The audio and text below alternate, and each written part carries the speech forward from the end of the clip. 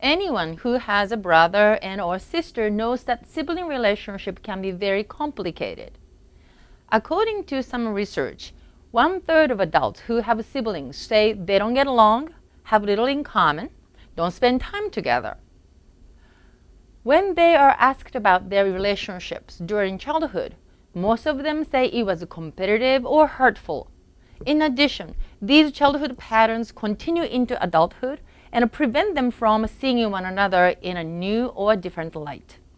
Even as adults, they are more likely to act on very much the same way to each other as they did in childhood, to use old dysfunctional patterns over and over, and in the worst case, they believe that their siblings' relationships are poisonous and that their brother or sister is the cause of the childhood misery. So let's look at what psychologists say about sibling rivalry.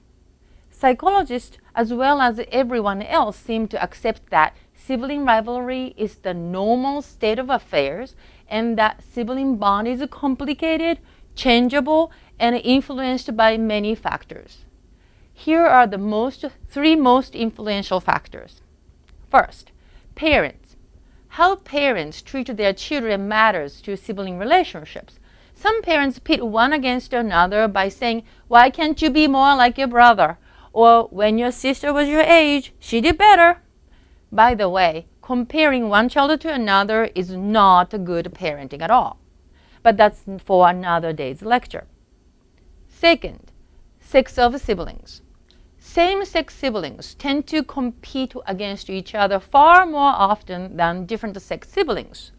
At the same time, some same-sex siblings tend to be more supportive of each other when some bad thing happens in their lives. Third, life events. What happens in life influences sibling relationships.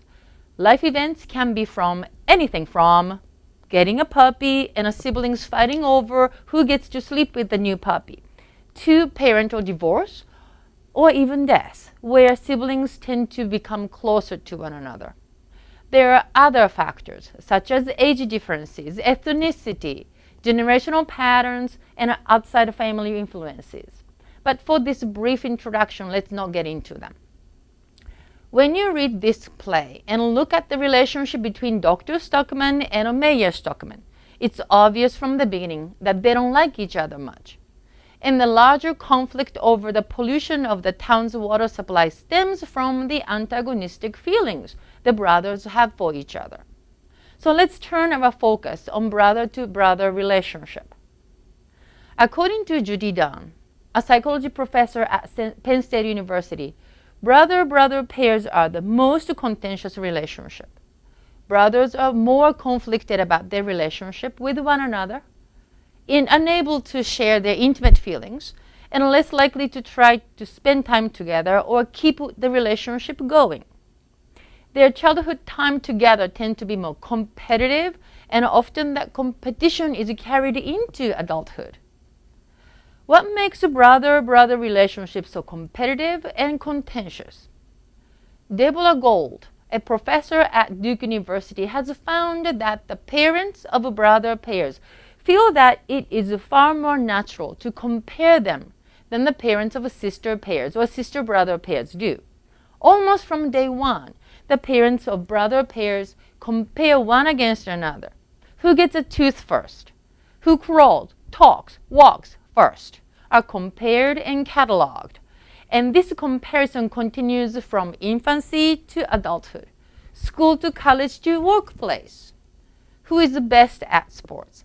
Who gets the best report card? To who is accepted by the best college? Even without the parents, brothers are comparing themselves on pretty much everything. Who has the biggest house?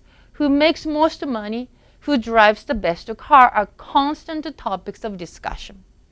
It's because in our society, men are supposed to be achievement-oriented, aggressive. They are supposed to succeed. When you are reading the interactions between the Stockman brothers, you can't help wondering whether one brother feels he's more right and the other is totally wrong. One brother feels he is the town's savior and the other is the enemy, hence the title of the play. You don't have to be a psychologist to figure out that this pattern of interaction is a reflection of the competitive relationship between brother-brother pairs.